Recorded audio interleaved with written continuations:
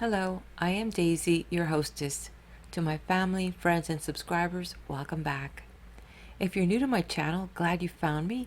We're going through the pages of the book titled The Secret Path by Paul Brunton.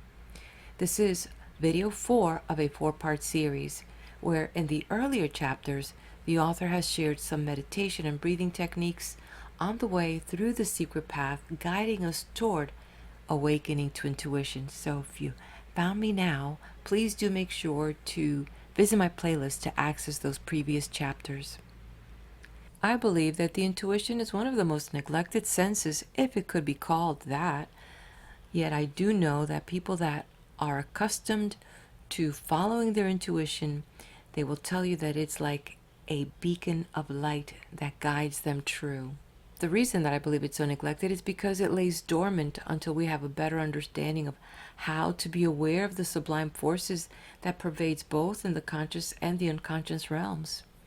And throughout this book, the author gently brings us back to the Temple of Delphi, so to speak, a temple dating back to the 5th century BC. And it brings us to the foot of its entrance, metaphorically, as we gaze upon the engraved words, "Know thyself."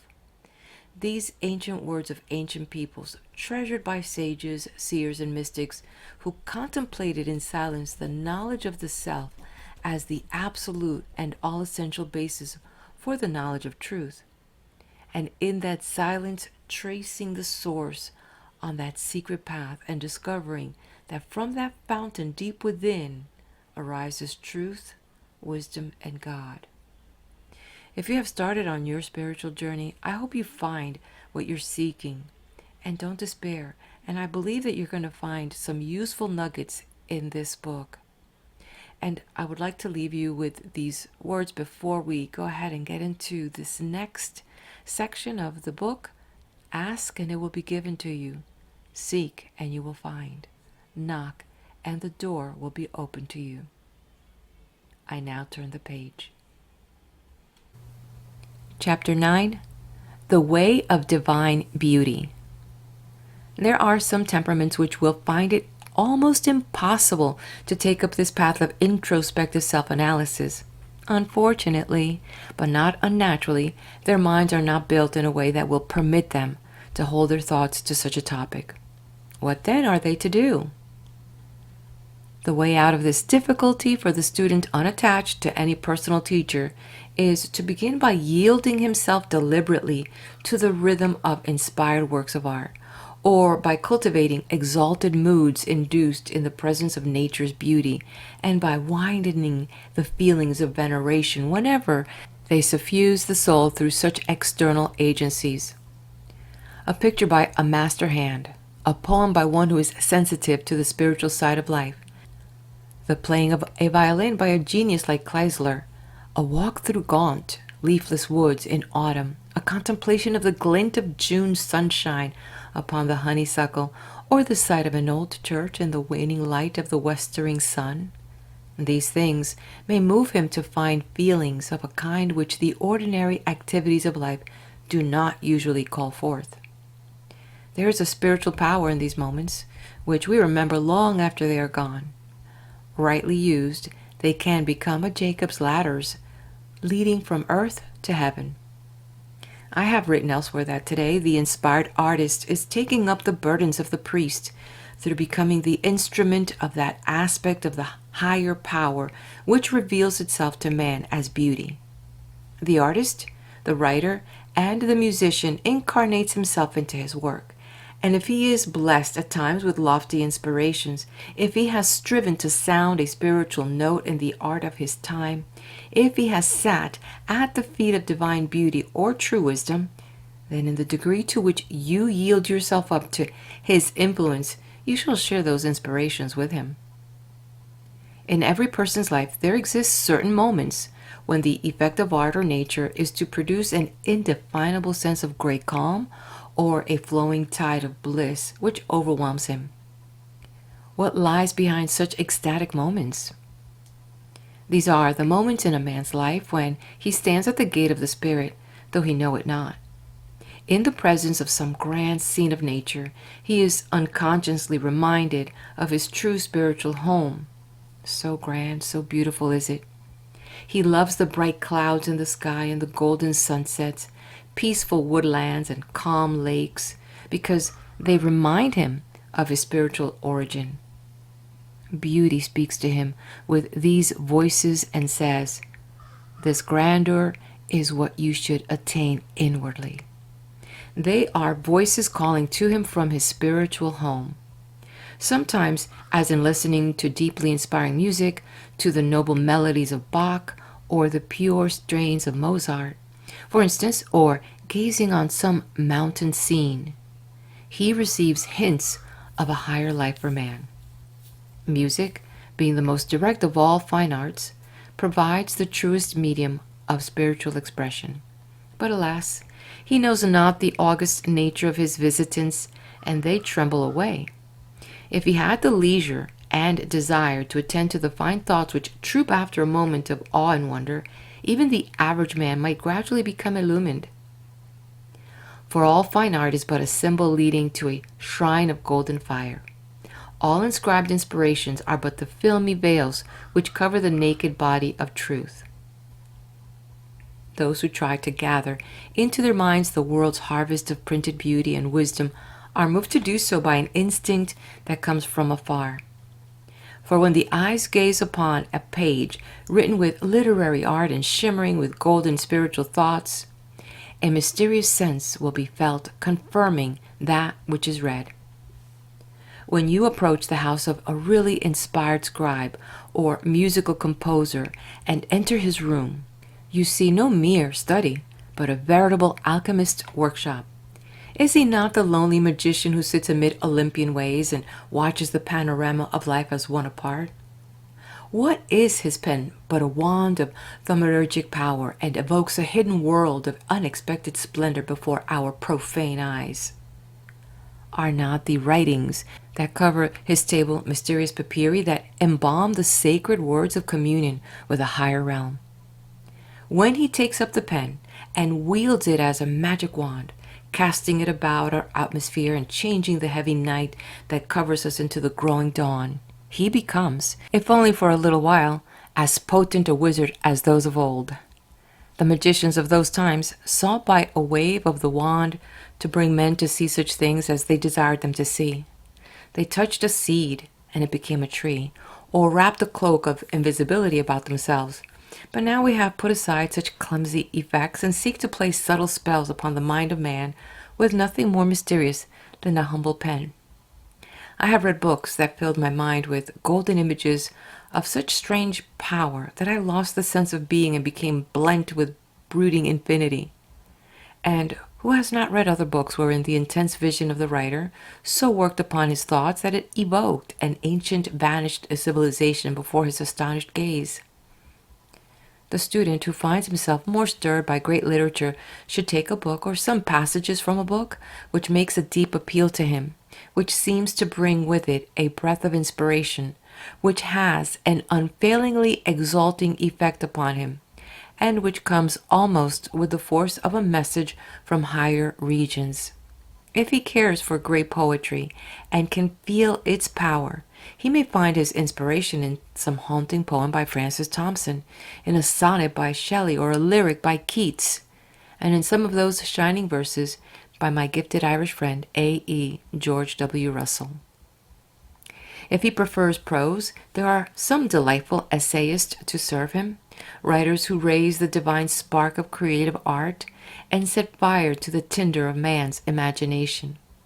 Emerson's essay on self-reliance, for example, holds at the least 100 quotable sentences. He is one of the most original and most perceptive thinkers among the moderns. His pithy thoughts fall like nuggets of gold from his pen. Spend an hour with him, and you are received into the company of the great.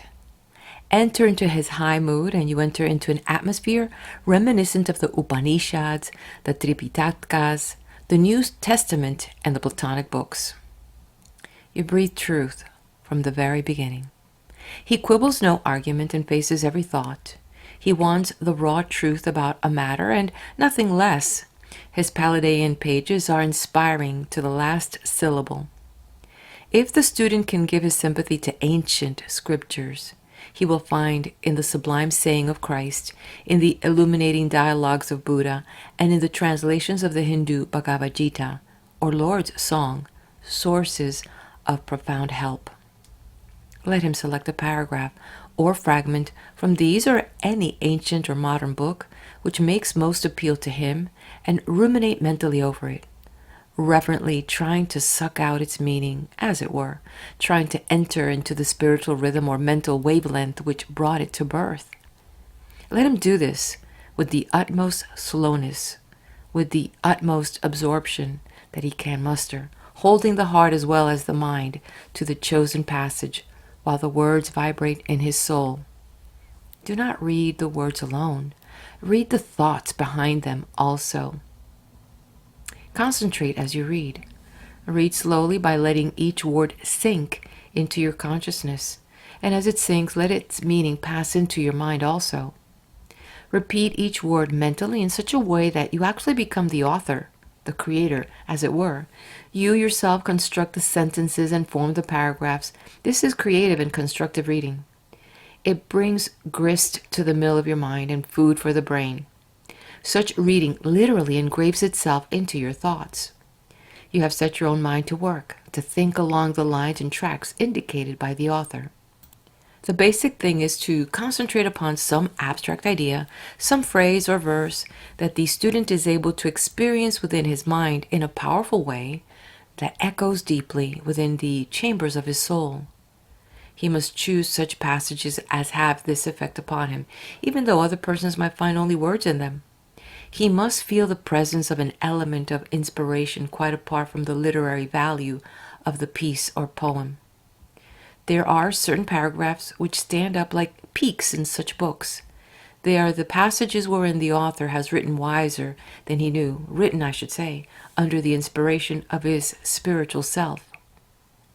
These enchanted and enchanting hours when you are caught in a mood of exalted calm or emotional wonderment by a piece of writing which overwhelms you, which is spirit-made words, must be watched and caught at their profoundest moment.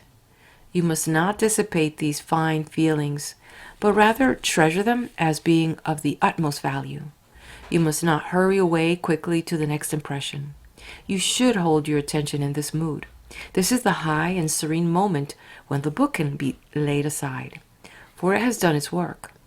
Pause and prepare to pass through the beautiful gate of symbol into the starry world beyond. But if the gate is close to you and its fastenings too cunning for your eyes, despair not. Rest a while and pray. Perchance the hidden guardian of the threshold will come forth with his simply fashioned key and unlock the shadowed entrance for you. Pause at this mysterious moment and begin to practice the exercise in placid breathing. Then follow the instruction given upon the awakening to intuition. The student can also penetrate into this element by other paths. He must choose the medium whose power he feels most.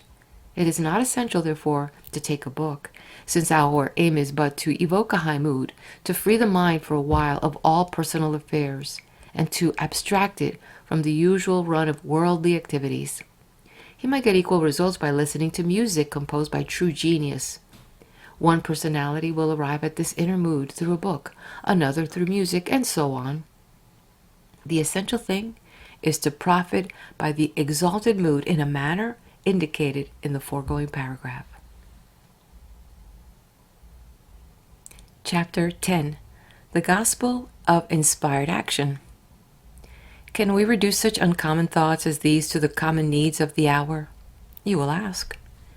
We cannot desert the world, cannot leave our Londons and go forth to contemplation amid solitude. We have our debts to pay to Admetus, and our feet are chained for life while paying them. You will complain. The world is harsh and hard and has no use for such vain and hollow doctrines as yours. We cannot subsist upon a diet of clouds. Yours is an excellent philosophy for those who sit in ease at the chimney corner, perhaps.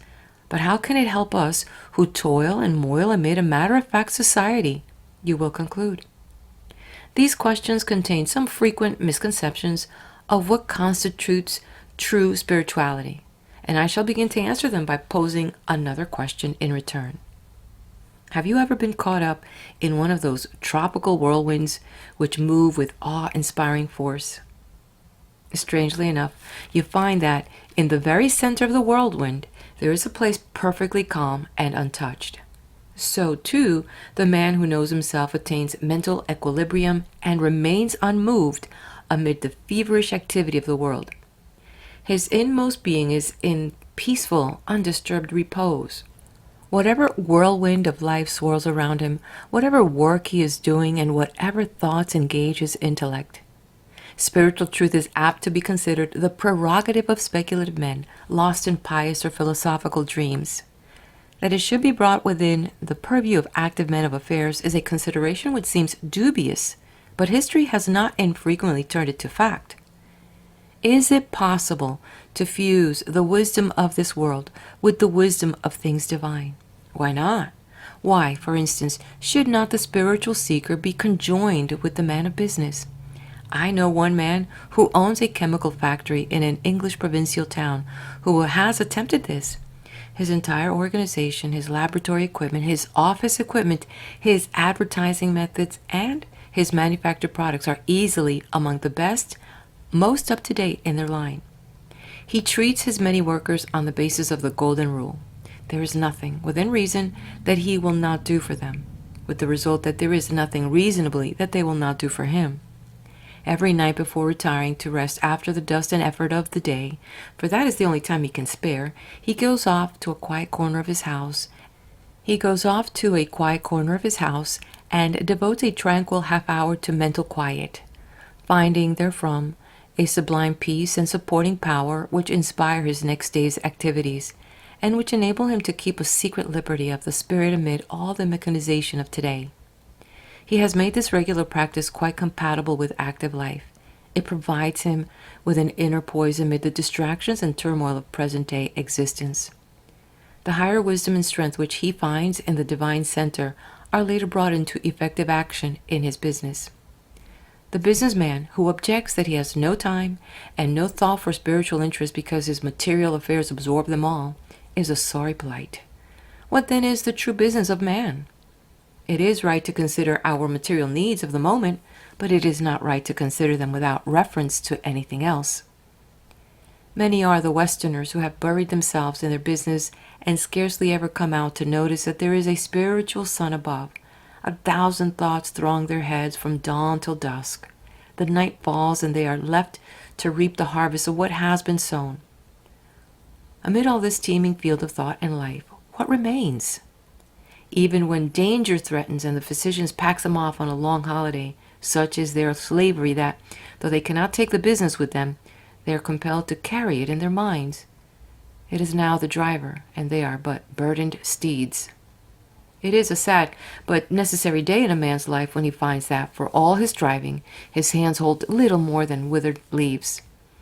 At such a moment, he may begin to perceive that true spirituality is neither an abstract science nor an abstruse speculation. It is a way of life, a deeper outlook upon the world. It may be painful to arrive at such a day, but it is the prelude to a worthwhile happiness. The practical affairs of human life no longer exist to serve them, but to tyrannize over them. Things are in the saddle and ride mankind, says Emerson somewhere, and it is true enough of such men. The consciousness that could be set free for a short while each day to acquire the jewel of inward spiritual peace is compelled by the machine they have constructed around themselves to grind itself out in the petty and puerile. Man, eager to improve his machines, forgets to improve himself. To divorce life from the spiritual is to put it in danger. The active self must be fed by the spiritual resources of the deeper self. We must balance up by poising activity with our contemplation. The critical intellect must meet the visionary intuition as a friend, not as a foe. The commercial capacities must collaborate with the spiritual imaginations, while our deep selfishness needs to come to grips with our deeper altruism. In this way, each of us can become the exponent of a deep viewpoint in our shallower life. Our lives must find the golden mean. We must dwell a while in mental quiet each day without losing the capacity for practical work. We must put a proper balance upon the mystical and material elements of our nature, diverse and incompatible as they apparently are. Whoever will follow the secret path which has been outlined here will find this balance without strain, for it will come to him naturally of its own accord. The monk who makes his meditation an obsession is free to do so, but we who have to live and work in the world must seek a wise balance. The light found during our practice of mental quiet will then shine through our actions when we go out to mingle freely with the crowd. Inspired action can be made as much a practical exercise for attaining spirituality as renunciation of worldly life and retreat into monastic places. All the spiritual men do not wear monkish robes. Some wear tweed trousers. Times change and men with them. The sequestered life which satisfied the life-weary Easter hermit of the past will hardly satisfy the aspiring Western man of today. He cannot fail to feel somewhat of the spirit of material enterprise which surrounds him. If he is wide awake, he will know its value and consider how it may be conjoined to the higher aim which he has found. He need not lose sight of the practical affairs of life while he is engaged upon the mystical affairs of truth.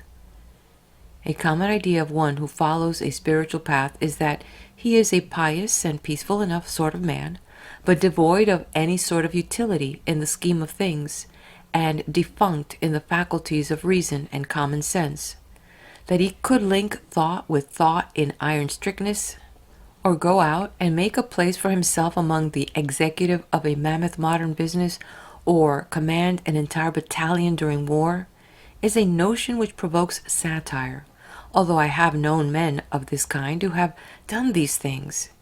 He is looked upon as a somewhat feeble and foolish creature, even if a good-natured one. Because you are a devotee of God, does that mean you should be a fool? Do you think a shopkeeper opens a shop to practice religion? Why did you not examine the pan before you purchased it? Exclaimed Sri Ramakrishna, one of 19th century India's most famous saints, to a young disciple who went out to buy an iron pot and on returning found it leaky. The man who takes to the higher life is not necessarily emasculated of all human talent.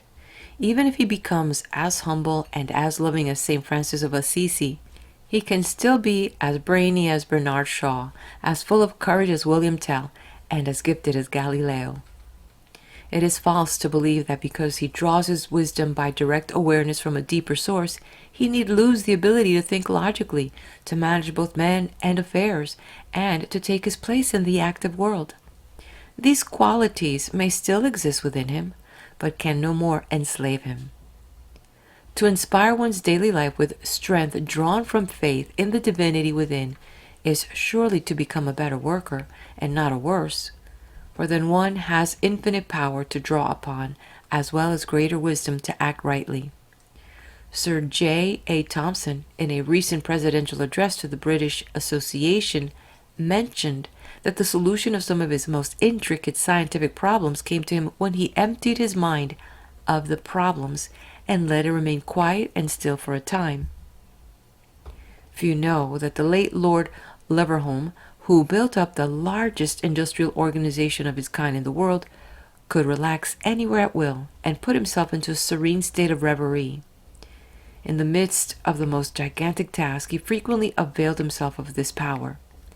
Those who believe that meditation rightly conducted in the way prescribed is only a form of sentimental idealism or abstract thinking make a great mistake. Such meditations gradually liberates a soul force in man of which he was not previously aware, and which eventually becomes the greatest inspirer of his activities. It is the most powerful precisely because it is the most inward element of his being. This is a truth, and men like Oliver Cromwell, Abraham Lincoln, and the Emperor Marcus Aurelius in the West, or like Prince Shivaji, the Emperor Akbar, and King Asoka in the East, believed it, acted upon it, and triumphed. Man moves from morning till night across a background of activities and interests which are purely material in nature. In this, of course, he is acting quite naturally. The world confronts him ceaselessly, and he must make what he can of it. But what he does not know is that by detaching himself for a short space of time each day, by letting all his interest in these activities temporarily die out during that time, he may obtain high protection and right guidance for all those activities. The world gives itself up to incessant activity merely because it knows of nothing better. The inspired man works among its whirring wheels also, but he knows whither the wheels are going. For he has found the center where all is stillness, where all is power, where all is wisdom. And for him, the circumference of activity merely follows the center by natural law. Our practical activity surrounds us with a close net. We need to free ourselves and yet not destroy the use of this useful net at the same time. It is neither necessary nor sensible for the student to live with his head in the clouds.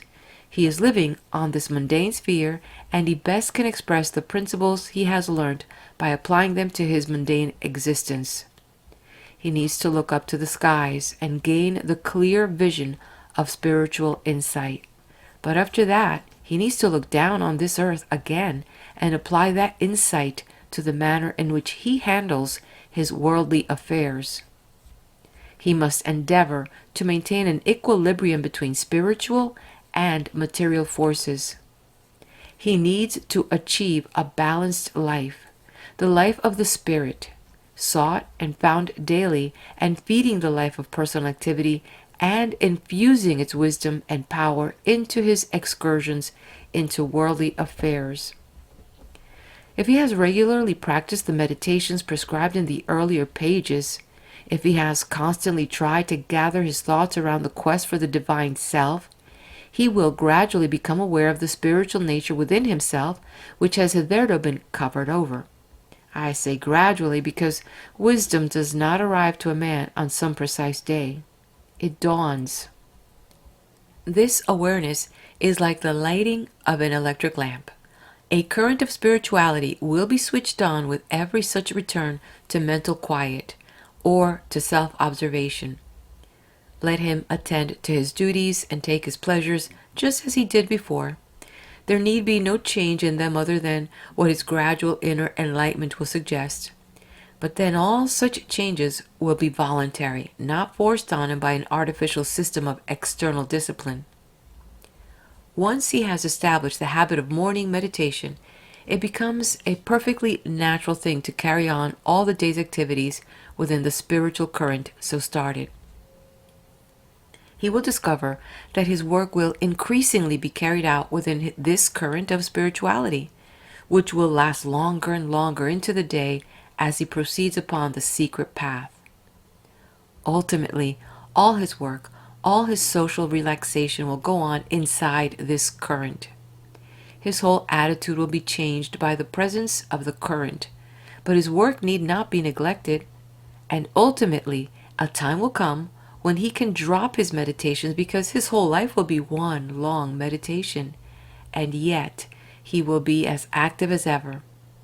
Life will be enriched and not lessened if we draw upon this ancient wisdom. It supplements and complements, it need not destroy. We live chiefly for economic ends, but these can only be rightly achieved when we have permitted some spiritual impulses to filter down into them. The spirit must enter into every department of man's life.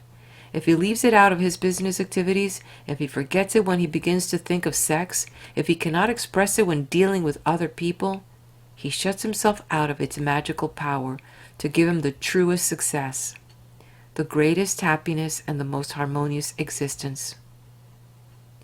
Once we end this impossible division of interest and unify our scattered desires by a sublime sacrificial act of submission to the higher will, we may find peace. Once we bring ourselves to the final point of surrender to the promptings of the over-self, we begin to walk the path of our true destiny, our true life. We shall lose nothing by obeying such promptings. There is room in life for the warmth of love as well as for the coldness of ascetic self-denial, for the hubbub of crowds as well as for the quiet of meditation.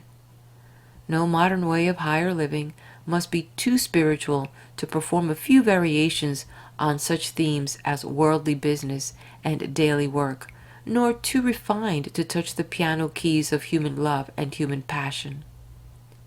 In the result, a time will arrive when the spiritual man will come to look upon everything, every object, event, and person as a manifestation of the divine, when he will discover that he can have no higher commission than this, to express his over-self in whatever he does and with whoever he contacts.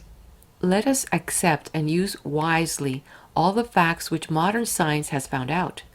Let us live in enjoyment of all comforts and conveniences its progress can bestow.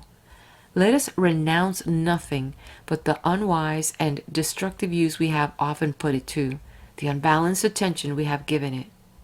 But let us also link this external social activity with a deeper life, the life of tranquil thought and inner peace, and thus learn to preserve an unruffled stillness of spirit even amid varied vicissitudes of existence. Whoever has to live and work amid the busy and feverish life of today, for him, too, there is thus a way which leads straight to calmness of the Supreme. Let him introduce into this distracting activity a spiritualizing principle. Let him not renounce his work and flee from haunts of men, but let him renounce his former attitude to work. That which was previously done for selfish benefit alone is henceforth to be done also in the spirit of serving humanity. This is practical spirituality. Withal, he will find half an hour each day wherein to collect high and holy ideas and place them upon the altar of his mind, a silent offering to the First Cause. This is the only gospel which the practical West can use, this gospel of inspired action, if it is to attain a higher civilization. If there is any message the whole world is waiting for, it is an East-West message, a gospel of inspired action. Then we shall attack the world's problems of poverty, war, disease, and ignorance with a new zest, and with better success. Yet we shall not forget to render our daily homage to that peace-bestowing and soul-ennobling divinity who dwells in the hearts of men. Chapter 11. Spiritual Help in Material Affairs. The criticism will be offered by some who have read all the earlier chapters that these ideas may be very beautiful and profound, but that they cannot be put to any practical use. No notion could be falser, no supposition could be more baseless. The condition of realized spirituality is no nebulous and unsubstantial thing. The spiritual life can be made intensely practical in its application indeed, properly understood. It is the best possible basis for practical existence. For we must learn to manage our thoughts rightly, because thought is the unseen guide of all our actions. These far-off spiritual seekings may not appear to have any worth for the man in the street. This is indeed so, if control of troubled nerves, peace of mind, and quietness of heart are of no worth. This is so if inner poise and outward self-mastery are of no worth. This is so if divine protection and providential aid in every kind of trouble, mysterious healing of illnesses, and strange guidance in perplexity are of no worth. This is so if man lived forever and the sickle of death never came to cut short his days. The cares of life constantly press in upon us for attention, whilst a fierce activity dominates the world's attention. The wisdom which comes with mental quiet darkens and disappears. The more we give ourselves up to this unthinking materialism, the more our diviner being becomes utterly hidden. It will be the effort of these pages to show how a man, even when living under such conditions, even when hemmed in by apparently inescapable circumstances, can gain right direction for his material life, higher guidance to solve the problems of his daily living, divine protection in times of distress, and spiritual healing for his bodily ailments. I could quote many cases in this book in order to show that the technique of spiritual living proposed here is not merely an abstraction. It is a way wherein one can walk to obtain practical help in material affairs equally. It is a form of protective activity which bestows a sense of complete security deep in one's heart. Whoever has discovered the secret path leading to his divine center can ever after demonstrate the fact of his discovery by the way he negotiates the inevitable obstacles, the unavoidable difficulties, and the recurring distresses which enter human life from time to time. A higher life has begun for him. Man, ignorant of self, creates his own unhappiness. The world masters him when he was born to master the world. Life comes down with cruel feet, sooner or later, upon every man who knows few or many things but does not know himself. Even the dead do not escape, for death is but another form of life. If man would acknowledge his divine possibilities as readily as he acknowledges his animal limitations, the millennium would come quickly. Let us not pray then for more power over other men, nor for greater wealth or wider fame.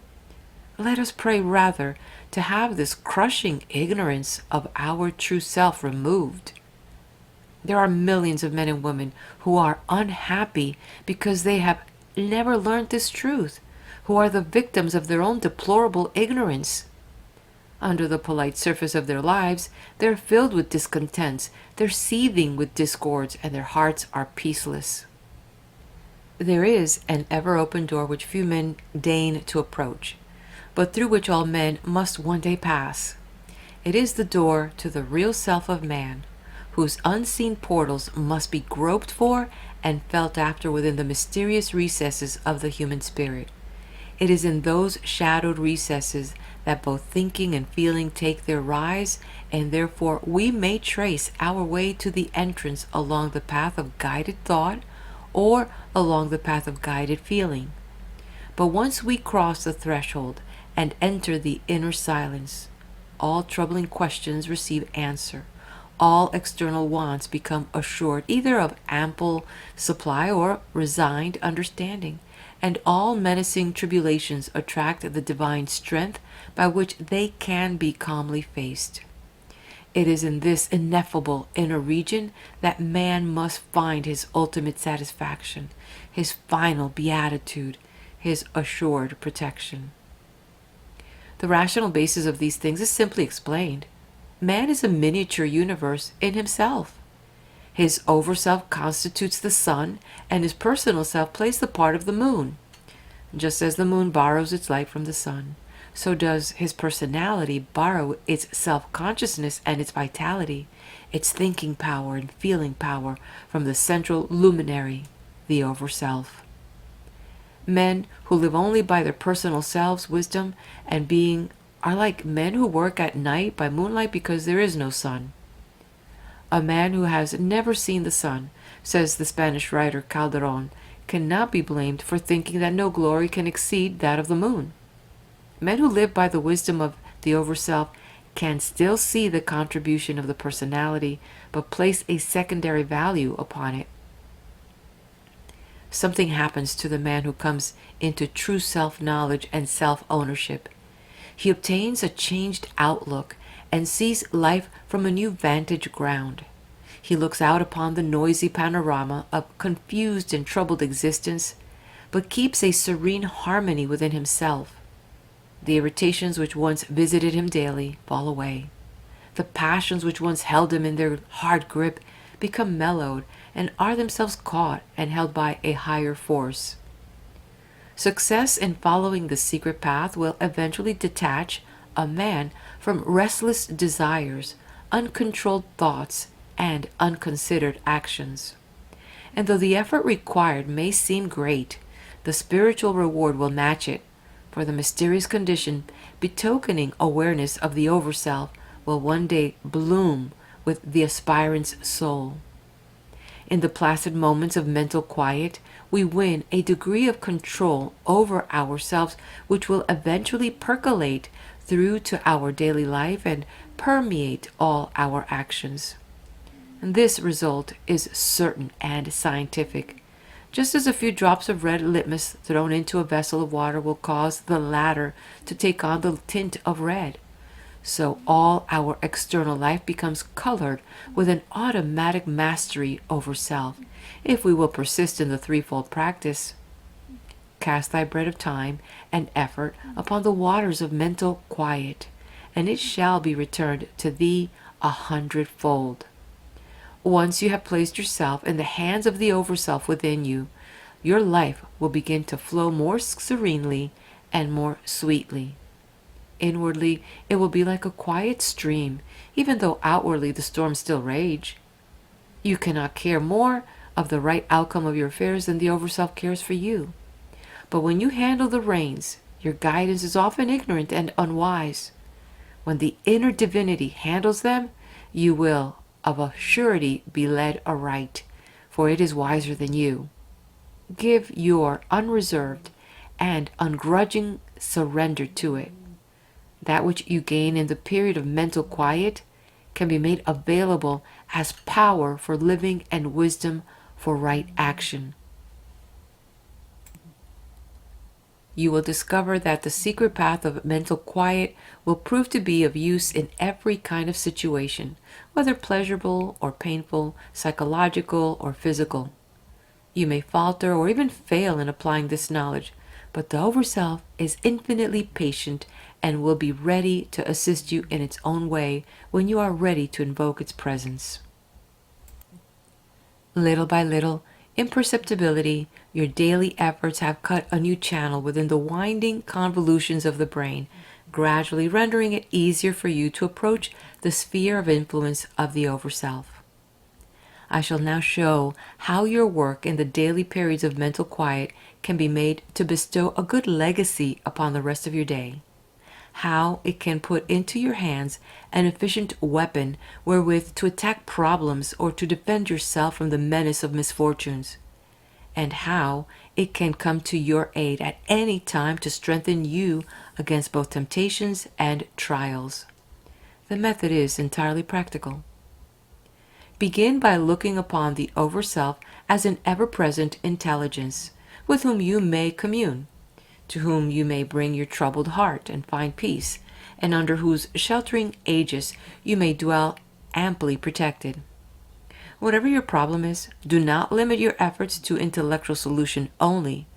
Do not depend on the unaided reason alone. Take your difficulty into the white light of the Overself, and there you will find the right guidance that will finally settle it for you. The rule is, as often as you feel troubled, pained, perplexed, tried, or tempted, first practice the placid breathing exercises for 2 or 3 minutes. Then put to yourself the question, whom does this trouble? Whom does this pain? Whom does this perplex? Whom does this try? Whom does this tempt? As the case may be, after putting the appropriate silent question to yourself, pause, still your thoughts so far as you can, and repeat the listening in process with which your work in mental quiet has familiarized you. This practice opens up your consciousness to contact with the Overself and surrounds it with the latter's protection. To switch off instantly into the quest of the spiritual self when suddenly faced by an evil event is to obliterate the power of this event to disturb the mind. Then, whatever necessary action will be taken will be wise and correct because it will be inspired by the Overself. Discord has no place in the Overself. By turning inward to this self, we automatically refuse to accept the suggestions of discordant experience. When trouble arises, man must refuse to accept the suggestions of despair or doubt which pour in upon his mind. Instead, he should calm his breathing and turn instantly in thought and inquire, to whom has this trouble come? If we could reject and reject persistently each unpleasant, unhappy, and spiritually untrue thought as it arises, we should indeed be happy mortals. The thing is perfectly practicable, but seldom by ordinary efforts of self-control. Only a method such as the one presented here can accomplish such an astonishing task. For then the victory is finally gained not by our own efforts, but by the higher power of the Overself whom we have thus invoked. Unpleasant persons, irritating circumstances, and unexpected disappointments, the undeniable effect of any of these can be nullified by making the effort to reach the divine center of our being and making it at once. The student must cultivate the habit of promptly turning towards the inner self when conflict with his environment threatens. If he does this faithfully, a wonderful feeling of peace and security will take possession of him, and his mind will pass, frictionless, through the occurrence. We need to remember that our inmost selfhood is always abiding in an unalterable condition of intense peace. When troubles storm and rage around us, we should promptly repudiate undesirable reactions and attempt to center our thought on the quest of the spiritual self. For the discovery of the latter will also be the attainment of its happy condition. The good is ever present, but it must be sought for, felt after, and recognized. No time is more suitable to take up this divine quest than when dark events and corrosive anxieties gather together for a descent upon our heads.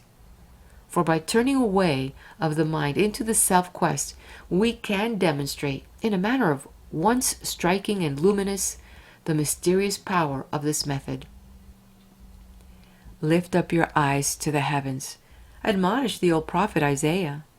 This turning inward of the faculty of attention necessarily weakens the strength of disharmonious and unpleasant emotions which may be attacking us. The very effort of self-finding draws us closer to the condition of sublime happiness in which the real self abides. It is a deliverance. In this way, we apply the truth we have understood and make it an active factor in our lives. The practice of this technique will infallibly obliterate fear, depression, and materiality from the mind. You must refer inwards to the Overself until the habit becomes first thought, second nature, and sixth sense. The process can be explained in another way. Man, as the Overself, is desireless, is subject to no external influence, affected by no other power save the power of God. The Overself, therefore, never feels pain, is never angry, and cannot be touched by depression or fear. Man, as the personal self, is filled with desires and aversions, is constantly reacting to external influences, and identifies himself with them. He accepts the reactions of his body to the surroundings and to the persons it continually meets, and yields to them as though they were really his own. He accepts the body's registration of fear, desire, anger, repulsion, pain, and so on. He is so unmindful of his own inner nature that he allows the body's own ideas to rule him, and so prevents the expression of the divine strength and powers latent in his spiritual constitution. The moment that the mind is permitted to take on unpleasant conditions, man becomes enslaved by them and must pay the unpleasant penalty. But if, while feeling the personal reports, he persists in disregarding them, if he deliberately turns his face away towards his inner center, then the external things begin to lose their power to affect him. In the degree that practice and habit have developed this inward turning faculty within himself, will he be able to throw off malefic influences, whether they come from other people or from his surroundings, whether they be in the form of bodily disease or in the form of troubled circumstances. Nor is it surprising that such astonishing results should be obtained when we remember that man was made in the image of God, and that by these practices his true likeness gradually emerges into his consciousness. If we open the gate of submission, of passive consciousness to discordant happenings, we have to become their sad victims. If, however, we shut the mind's gate upon them and yield our passivity instead to the harmonious good in the spiritual center of our being, we need not suffer. It is our mental recognition of our own divinity which carries healing on its wings and which inwardly frees us from the malefic power of evil circumstances. The kind of help which we may thus receive can take various forms. Protection in times of danger is one of them. All those who truly resign themselves to the higher power receive its protective aid. I like the frank declaration of the Red Indian chief who wanted to attack the little Quaker meeting house of Easton Township in the state of New York, one bright summer morning in the year 1775. "Indian come white man house," he said, pointing with his finger towards the settlement.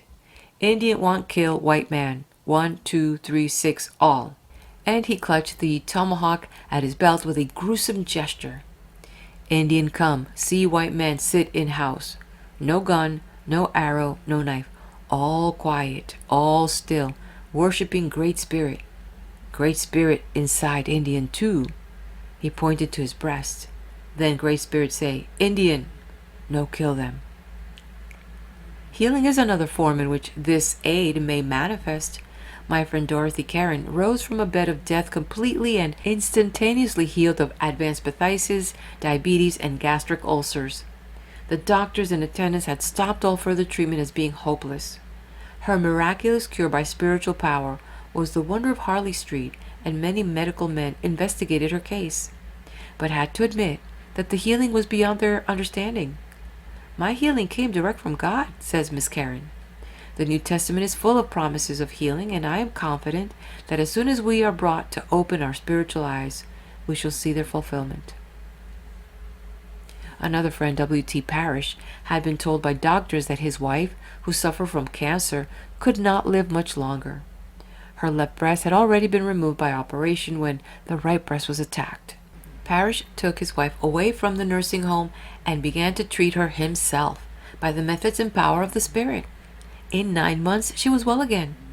Her case offers a clear and perfect demonstration of the power of the Spirit over the body, a significant pointer towards the cure of one of modernity's most dread diseases by the application of antiquity's most sublime therapeutic remedy, divine healing power.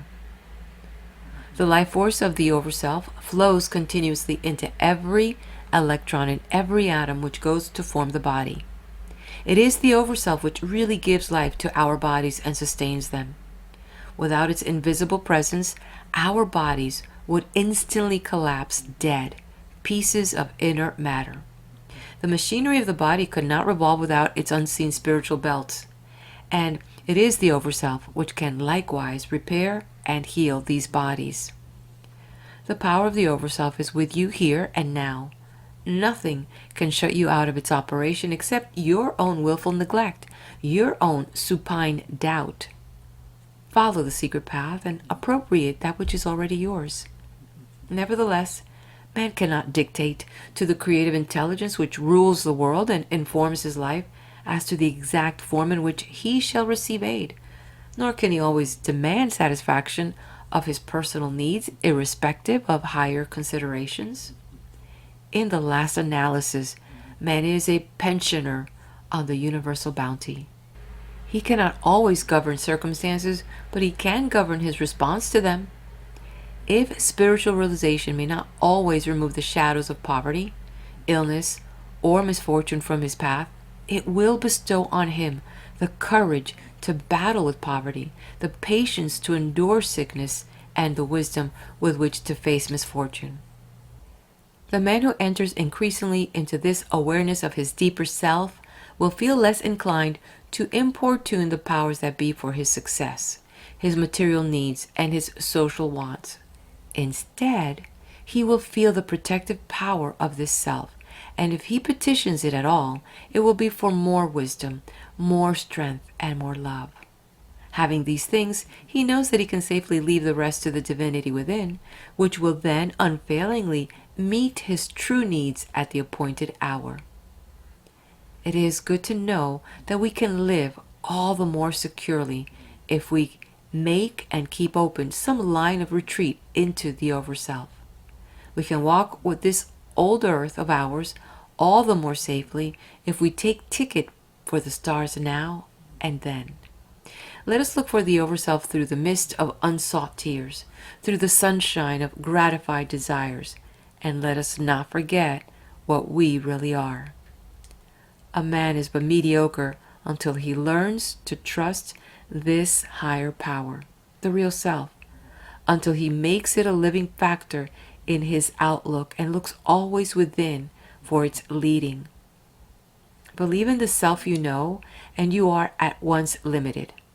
Believe in the greater self, which you really are, and you may go on and on to achievement. Be what you have it within you to be.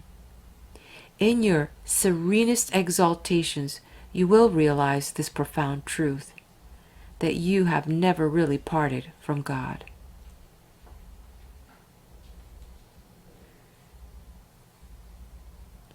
Chapter 12, the Epilogue. Yes, you have never really parted from the divine power which controls the universe, governs the life of man, and is the unseen basis of all existence. Is this not a helpful thought at a time like the present, when we live in a period of frank disbelief and cynical materialism, results of the fact that the human race has been put on its Golgotha since 1914? Browning's rosy-tinted sentence, "God's in his heaven, all's well with the world," is read through black spectacles. We are wearily dubious about the existence of God and of his heaven, while the present aspect of the world seems to throw the lie in Browning's face. The serious literature of the last few years has become a literature of despair. The men who think and the men who write for something more than the mere entertainment of others have begun to see how significant are the challenging issues which time is rapidly bringing to a crisis.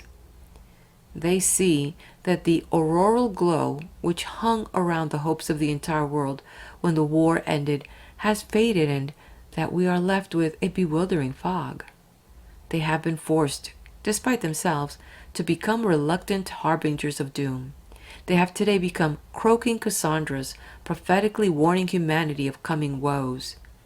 We leave the last page of their writings with a feeling of chill and an impression of deep pessimism. Who that watches the social and political edifices around us crumbling or crashing to the ground can doubt that he is watching the close of a great historical epic? Today the tale of history has become the drama of the unexpected. We wait for the next fresh surprise each morning. The long-continued Manchu dynasty has made its exit from Beijing, and the country which created the gold standard has gone off it. The only certain thing today is uncertainty. The caravan of life once wound through the ages like an endless procession, but nowadays it dashes along on high-speed engines. Mankind today is both hungry and haunted. Hungry for a better and brighter age, yet haunted by the heavy shadows of the past. The world seems willing to try every way but the right way. Troubled by the prospects of another war, perturbed by the chaotic political conditions of every continent, it rushes hither and thither in its quest of the perfectly efficient formula which will solve its economic and political problems. But the one perfect formula, the one infallible formula, though within its grasp, is beyond its vision, and that is the golden rule: do unto others what you would have them do to you. The crying need of the world today is not for a change of head, but a change of heart. There is no lack of ideas among us, rather the reverse, but there is a lack of goodwill. The feeling of goodwill will be the best insurance of the universal peace. Who can gaze upon the spectacle of modern Europe and not remember the warning utterance of the prophet of Nazareth, an utterance which is written in fiery letters across the pages of history? Who can forget those terrible words of Jesus when he stood upon Mount Olivet and indicted the chief city of the Jews? Quote, O Jerusalem, Jerusalem, thou that killest the prophets and stonest them which are sent unto thee, how often would I have gathered thy children together, even as hen gathers her chickens under her wings, and ye would not. End quote. We must stand for a while, however, as did Clio, the historical muse in ancient times, with pen suspended, and not rush to set down judgment upon our age. For there is a plan behind the events which pattern the modern world's life, and unless man has learned to discern this plan, he cannot judge aright. The powers which guide the universe, which guard mankind and watch over the world, will speak to this century in tones much more forceful than mine, and demonstrate their existence through the events far more startling than the publication of a mere book. Because we gaze around and see the chaos that broods upon us, the foolish fear that God is dead or absent and that we are lost. Because no hand stretches forth out of the great unknown to save mankind from its self-earned sorrows. They imagine that there is no hand to help us. God could, if he willed, heal all the sorrows of this planet in an instant of time. But that would be to transform us into automatons, to turn us into machine-made angels. Man, if he is to grow God-like, must do so of his own free will. And the guarantee that he will do so is the presence of a divine spark within himself. There are true voices in the heart, the voices of hope and goodwill, and these shall once more be heard. For the divine instinct in man is ineradicable. It may be covered up for a time, but it must one day well forth again. It is trite but true that man's extremity is God's opportunity. What applies to an individual applies equally to a nation, which is but a collection of individuals, and equally to the whole world, which is but a collection of nations. Social distress, economic anxiety, political chaos, all these are, after all, but the physical consequences of the lack of spirituality in the world. The world's extremity will prove to be God's opportunity, and the history of the 20th century will fully evidence this fact. The biblical story of the prodigal son has a world meaning as well as a personal one, and when the peoples are tired of their endless self-caused troubles, beaten by their Frankenstein monsters of scientifically waged wars that are mass massacres and disastrous economic plights that reveal their lack of goodwill, they will turn their faces homewards and set out on the journey back to a better life.